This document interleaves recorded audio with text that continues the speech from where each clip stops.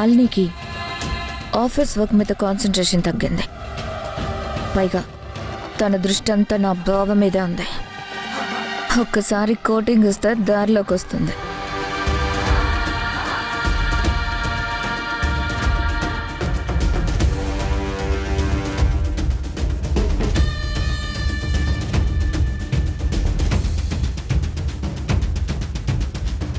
మాలిని,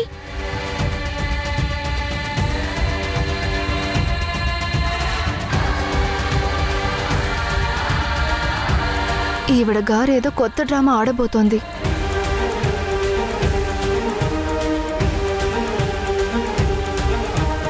ఏంటి మాలిని, ఈ మధ్య నీకు ఇష్టమైనప్పుడు వస్తున్నావు, ఇష్టం వచ్చినప్పుడు వెళ్తున్నావు? ఇది ఆఫీస్ అనుకున్నావా, పార్క్ అనుకున్నావా? ఓహో, ఇలా వచ్చావా? ఇప్పుడు నిన్ను ఆడుకుంటాను చూడు. చెప్పు, ఎందుకు ఆలస్యమైంది? ఏం చెయ్యను వీణా, కార్తీక్ పని కట్టుకుని మా ఇంటికొచ్చాడు. నాతోటి మా బాబాయ్ తోటి మాట్లాడాలన్నాడు. మాట్లాడడం పూర్తయ్యేసరికి లేట్ అయింది. అసలు కార్తిక్ మీ ఇంటికి ఎందుకు వచ్చాడు? ఏ పని మీద వచ్చాడు? నీతో ఏం మాట్లాడాడు? కార్తీక్ మా ఇంటికి రావడానికి ఒక కారణం ఉంది. తను బాబాయ్తో ఒక విషయం చెప్పాడు. ఏంటది?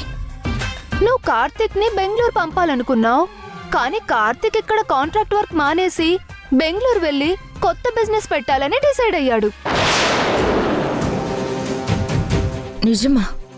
నిజం.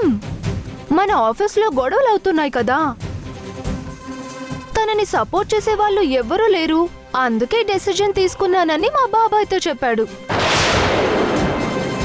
అంతేకాదు, తనకి తోడుగా నన్ను కూడా పంపించమని మా బాబాయ్ని అడిగాడు. నువ్వెందుకు? సరిగ్గా ఇదే క్వశ్చన్ మా బాబాయ్ కూడా అడిగాడు వీణా. కానీ కార్తిక్ ఏం చెప్పాడో తెలుసా? తన వర్క్ తెలిసిన నేను కో ఎంప్లాయీగా ఉంటే బెటర్ అని చెప్పాడు. బాబాయ్ ఆలోచించి చెప్తానన్నాడు, కానీ కార్తిక్ వదలనే లేదు. మాల్ని ఉంటే నా బిజినెస్ బాగుంటుందన్నాడు.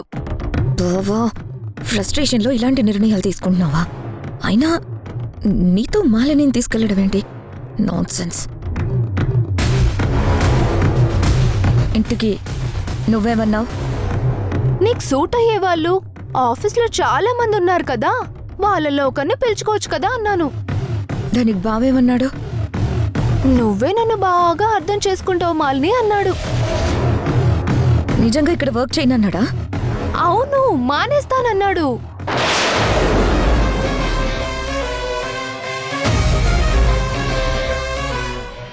సరే, నువ్వు వెళ్ళి పని చూసుకో. అలాగే చూసుకుంటాను, కానీ నువ్వు నాకొక సారీ, ఒక థ్యాంక్స్ బాకీ ఉన్నావు. సారీ దేనికి, థ్యాంక్స్ దేనికి? కార్తిక్ విషయం నీకు చెప్పాను కదా, అందుకు థ్యాంక్స్ చెప్పాలి. ఏంటి వీణా, థ్యాంక్స్ చెప్పడం నీకు ఇష్టం లేదా? సరేలే. థ్యాంక్స్ మాలిని. మరి సారీ? సారీ ఎందుకు? నన్ను అవమానించి కొట్టావు కదా, దానికి నువ్వు సారీ చెప్పాల్సిందే. కార్తిక్ బెంగళూరు ఎప్పుడు వెళ్ళాలనుకుంటున్నాడో డేట్తో సహా చెప్పగలను. ఎందుకంటే ఆ విషయాలన్నీ కార్తిక్ మా బాబాయ్తో మాట్లాడతాడు, నీకెలాగో చెప్పడు. ఆ ఇన్ఫర్మేషన్ వద్దా? సారీ. సారీ మాలిని. నాకు కావాల్సింది ఇదే వీణా, ఇంకా ముందు ముందు నీతో ఎలా ఆడుకుంటానో చూడు. సారీ చెప్పించుకున్నావు కదా, వెళ్ళి ఇక నీ పని చూసుకో.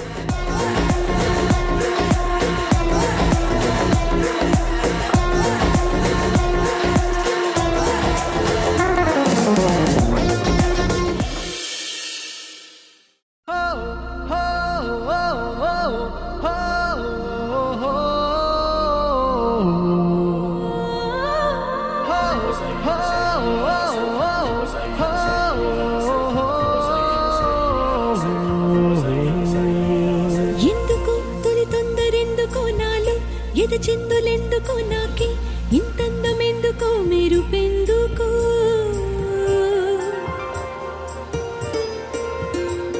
ఎన్నడూ తెలియని మొదలైంది ఎందుకో నాలో, మొదలైంది ఎందుకో నేనే, నాలాగా అస్సలు లేనెందుకో. సొగసులకు ఈ రోజు బరువెందుకో, నడకలకు ఈ రోజు పరుగెందుకో, ఊపిరికి ఈ రోజు ఉడుకెందుకో. కార్తిక్, ఈ రోజు ఇది నాకు ఇష్టమైన వాచ్, ఎంతో special.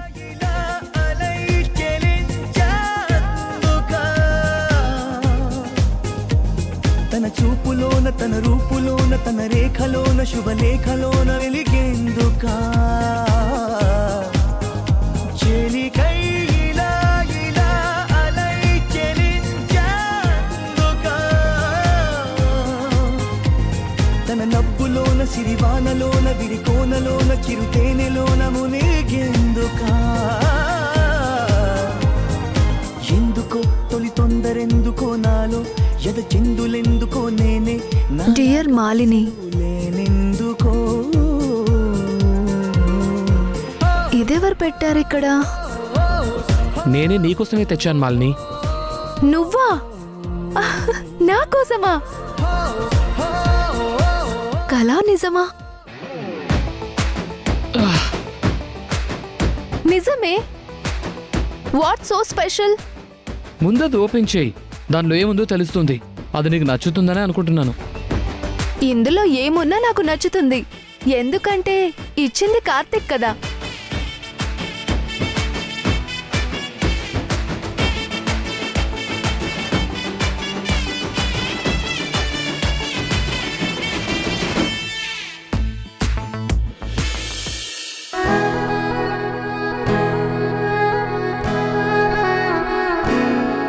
Karthik, it's so cute. చాలా షాప్స్ వెతికి దీన్ని నీకోసమే సెలెక్ట్ చేశాను. నువ్వు రిప్రజెంటేటివ్ గా కంపెనీలో వర్క్ చేయడమే కాకుండా నా ప్రాజెక్ట్ వర్క్స్ కూడా డీల్ చేస్తున్నావు. అందుకని I'm so happy about that. అందుకే ఈ రిస్ట్ వాచ్ ని గిఫ్ట్ గా ఇస్తున్నాను. చాలా బాగుంది కార్తిక్. ఒక ఫ్రెండ్గా నువ్వు ఇచ్చిన గిఫ్ట్ నాకు చాలా బాగా నచ్చింది. ఫ్రెండ్గా కాదు, నీకు సీనియర్గా ఇస్తున్నాను. బాగా వర్క్ చేస్తున్న జూనియర్స్కి సీనియర్స్ ఇలాగే గిఫ్ట్స్ ఇస్తూ ఉంటారు. సో నేను కూడా అలాగే ఇచ్చాను. నువ్వు ఎలా ఇచ్చినా నువ్వు బెస్ట్ ఫ్రెండ్గానే ఇచ్చావనుకుంటాను. నో, అలా అనుకోకు. ఇది నువ్వు కష్టపడి పనిచేస్తున్నందుకు ఒక సీనియర్గా ఇచ్చాను. ఇలాంటి గిఫ్ట్స్ ఇవ్వటం వల్ల జూనియర్స్ ఇంకా కష్టపడి పనిచేస్తారు. దీనికి ఒక రీజన్ ఉంది, ఒక పర్పస్ ఉంది. ఫ్రెండ్షిప్తో ఇచ్చే గిఫ్ట్లకు ఎలాంటి రీజన్స్ ఉండవు. సరే, నువ్వు ఎందుకు ఇచ్చినా ఇది నాకు బెస్ట్ గిఫ్ట్.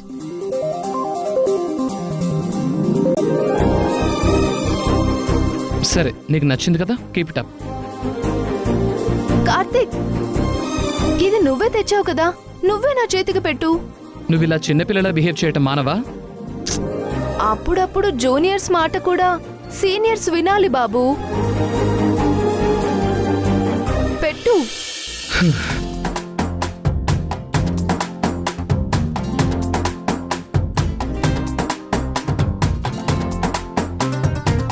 ఓకేనా?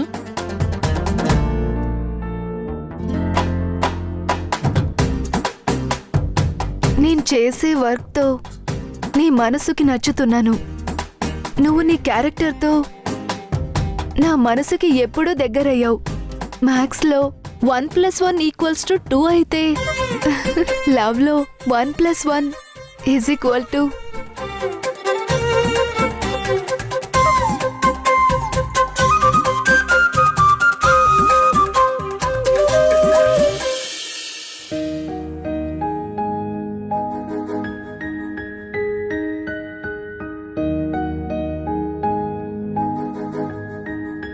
బావా, ఒకరికొకరు పరిచయం అయ్యాక ఎవరైనా ప్రేమించుకుంటారు. కానీ మనం చిన్నప్పటి నుంచే ఒకరికొకరు ఇష్టపడ్డాం. నువ్వు నా సొంతం బావా.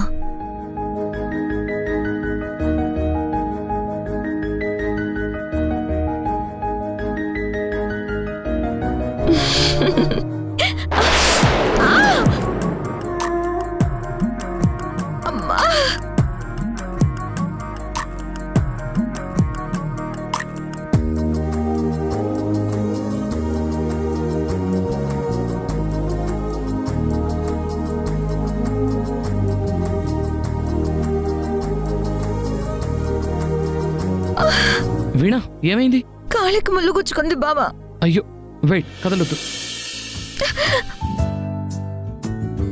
తొలి పలుకులతోనే కరిగిన మనసు చిరు చినుకులలాగే జారే కుసకుసలను వింటూ అలలుగ వయసు పద పదమని తీరం చేరే ఏ పని పాట లేని చల్లగాలి ఓ సగం చోటే కోరి మీ కదే విందా ఊరు పేరు లేని ఊహాలో కానా తారా తీరం దాటి సాగిందా ప్రేమ.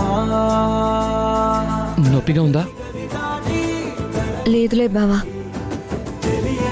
ఇంట్లో అందరినీ నీ మాటలతో బెదరగొట్టేస్తావు. చిన్న ముళ్ళు గుచ్చుకుంటే మాత్రం బాబోయ్ అమ్మో అంటూ నాన్న గొడవ చేస్తున్నావు. ఎందుకంటే నా చుట్టూ ఉన్న వాళ్ళందరూ ముళ్ళు కాదు బావా, పువ్వులు. వాళ్ళతో ఎలాగైనా ఉంటాను. కానీ ముళ్ళు గుచ్చుకుంది కాబట్టి. ఏయ్, నీకెంత ధైర్యమే? మా వీణ కాల్లోనే గుచ్చుకుంటావా? బావా సారీ, నా వీణ కాల్లోనే గుచ్చుకుంటావా? నిన్నేం చేస్తానో చూడు. ఓకేనా?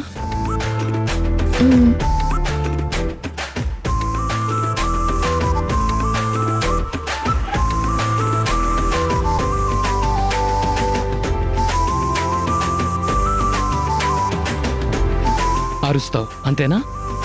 నిన్ను బావా నిన్ను. ఏయ్!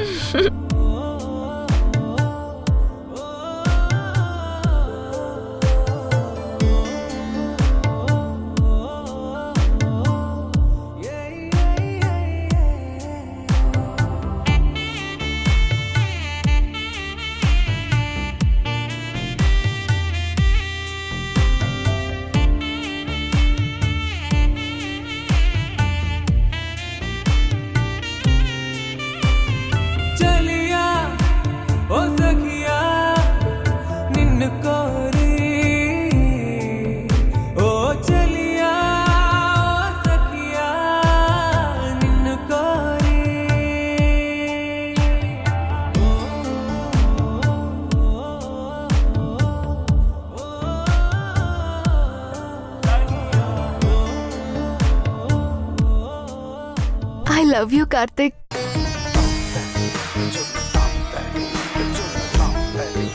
బావా నువ్వు బెంగళూరుకి వెళ్లకుండా ఇక్కడే ఉండుంటే బాగుండేది.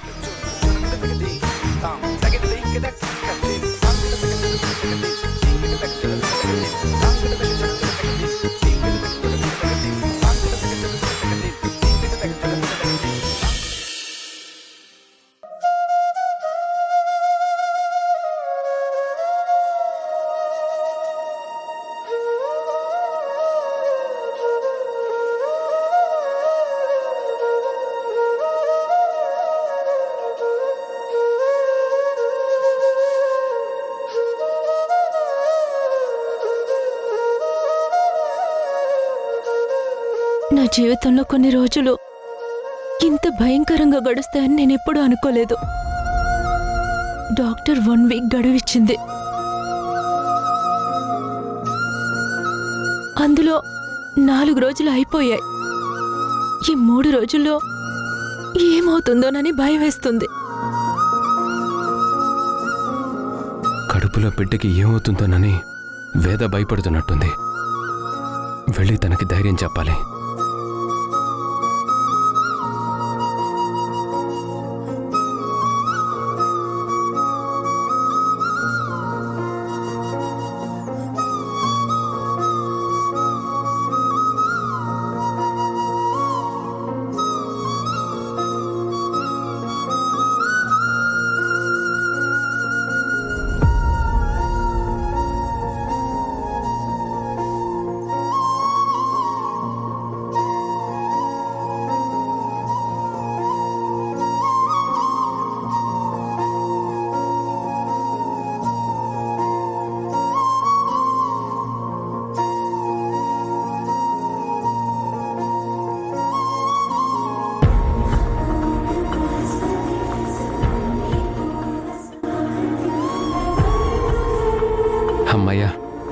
రాణిగారికి జ్వరం తగ్గిపోయింది. ఇంకా ఏ ప్రాబ్లం ఉండదు.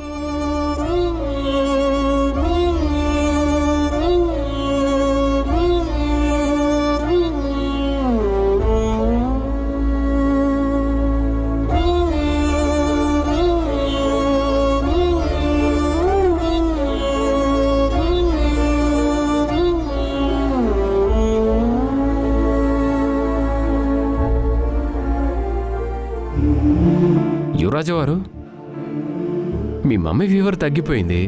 తమరు హ్యాపీయే కదా? నేను నీతో మాట్లాడను డాడ్. ఎందుకు? ఎందుకంటే మమ్మీ కడుపులో ఉన్న నేను యువరాజుని కాదు, రాణిని.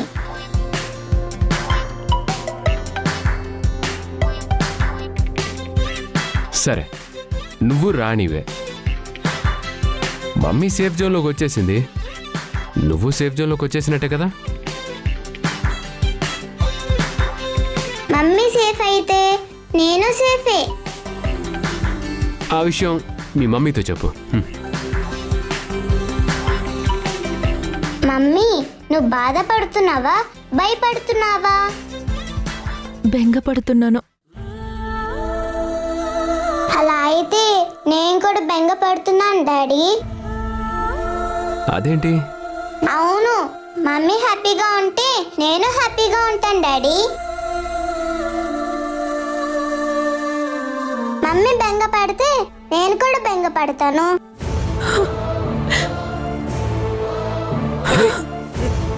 వేద, ఏమైంది వేద? డాక్టర్ చెప్పిన 7 డేస్లో 4 డేస్ అయిపోయాయి శ్రీ. ఇంకా మిగిలింది 3 డేసే. ఈ 3 రోజుల్లో మన బిడ్డకి ఏం కాకూడదు శ్రీ.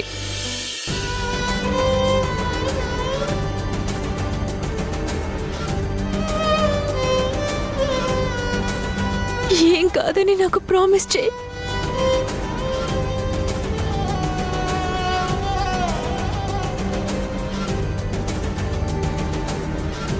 ఏం కాదు వేద, 3 రోజులు కాదు, 30 రోజులైనా మన బిడ్డ సేఫ్గానే ఉంటుంది. ఏంటి శ్రీ ఇలా అయింది? పుట్టబోయే బిడ్డ మీద ఎన్ని ఆశలు పెట్టుకున్నాం, తన కోసం ఎన్ని ప్లాన్స్ వేసుకున్నాం. ఇప్పుడు అసలు పాప పరిస్థితి ఏంటని భయపడుతున్నాం. దేవుడు ఎందుకు ఇలా చేశాడు?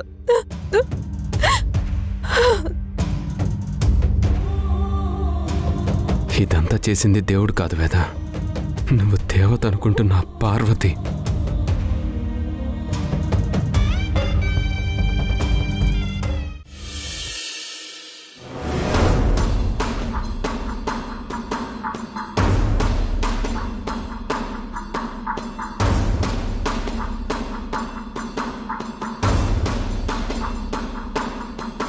ఈ పిల్ల రాక్షసి ఏం చేస్తుంది? నిజంగా చదువుకుంటుందా, లేకపోతే నన్ను ఏ కరువు పెట్టాలని చూస్తుందా?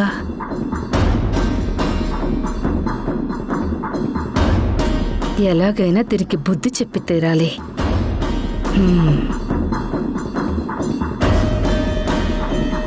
నన్ను నోటికొచ్చినట్టు తిట్టావు కదా, ఇప్పుడు నీ నోట్లో పళ్ళే లేకుండా చేస్తాను చూడు.